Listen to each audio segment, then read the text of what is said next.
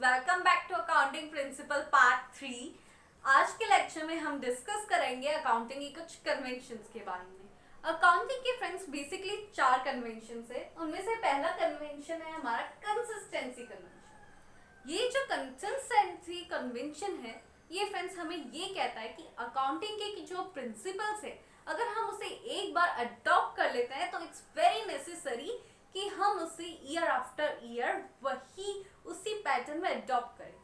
Just suppose कि मैं हर साल अपनी जो इन्वेंट्री है उसको actual value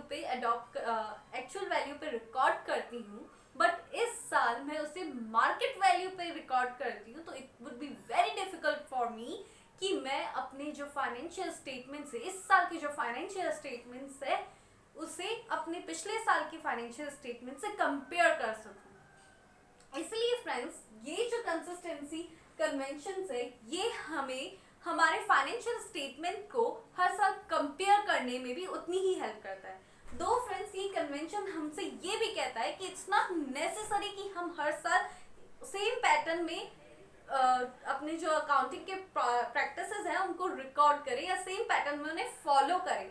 if it's necessary तो हम उसे चेंज भी कर सकते हैं, बट हमें उसके जो डिफरेंसेस है उसे अपने फाइनेंशियल स्टेटमेंट्स में शो करना होगा।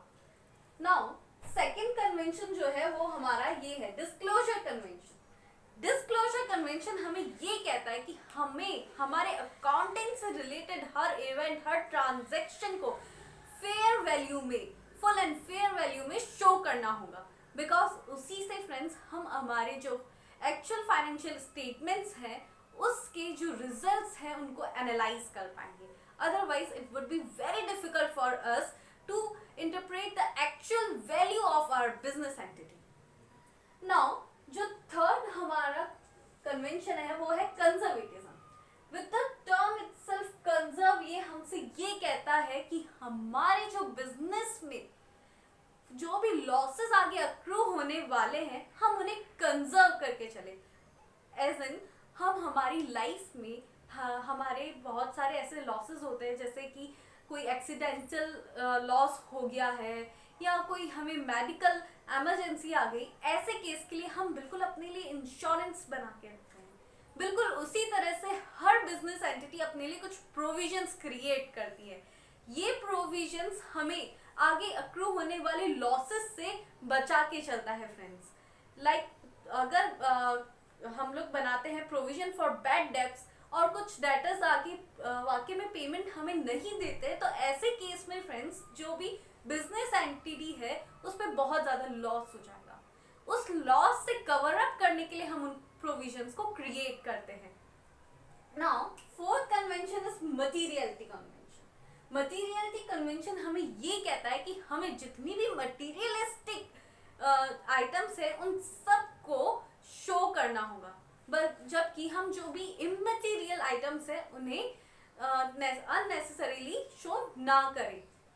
जैसे कि मैं एक होलसेल ट्रेड हाउस खोलती हूँ स्टेशनरी का, वहाँ पे मेरा through out the year turnover lakhs में होता है, बट कुछ पासिंग कस्टमर्स आते हैं और उनको मैं 8-10 इरेजर्स 3 रुपीज़ के सेल कर देती हूँ, तो it will cost only ₹30 to me. That's very inconvenient in material for me. मेरे बिजनेस के लिए ये बहुत इंपॉर्टेंट नहीं होगा कि रिकॉर्ड में मैं उसे रिकॉर्ड करूँ। दो जबकि मैं अगर एक रिटेल हाउस खोलती हूँ तो it would be very necessary for me to record them, और यही हमारा मटीरियलिटी कन्वेंशन कहता है। सो यहाँ पे फ्रेंड्स हमारे जो कन्वेंशंस हैं वो एंड होते हैं, लेकिन फ्रेंड्स हमारे 2 इम्पॉर्टेंट टर्म्स अभी भी बाकी है। उनमें से एक है हमारा अकाउंटिंग स्टैंडर्ड्स, जिसको हम एएस से शो करते हैं, जो हमें ICAI ने दिया है इन द ईयर 1977। फ्रेंड्स आप अब ये बोलेंगे कि ये इतना इम्पॉर्टेंट है क्या? हाँ फ्रेंड्स, ये बहुत इम्पॉर्टेंट है for the students who are preparing for CS entrance exams and CA entrance exams। ऐसे एग्जाम्स में ये क्वेश्चन पूछे जाते हैं, इससे रिलेटेड क्वेश्चंस बहुत ज़्यादा मल्टीपल चॉइस क्वेश्चन पूछे जाते हैं। सो ICAI ने 1977 में अकाउंटिंग स्टैंडर्ड्स हमें दिए थे, और दे आर 32 अकाउंटिंग स्टैंडर्ड्स तो accounting standards are basically those accounting policies जो हमें फॉलो करनी होती है while preparing our accounts. Accounting policies based है हमारे इन्हीं अकाउंटिंग प्रिंसिपल्स, कॉन्सेप्ट्स और कन्वेंशंस जो अब तक हमने तीनों पार्ट में डिस्कस किए। इसलिए फ्रेंड्स ये बहुत ही इम्पॉर्टेंट पार्ट है हमारी अकाउंटिंग का, और इसीलिए ये हमारे बेस को स्ट्रांग बनाता है।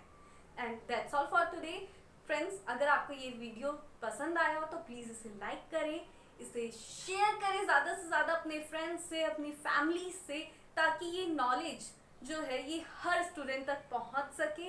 और if you are new to this channel then please subscribe. Thank you.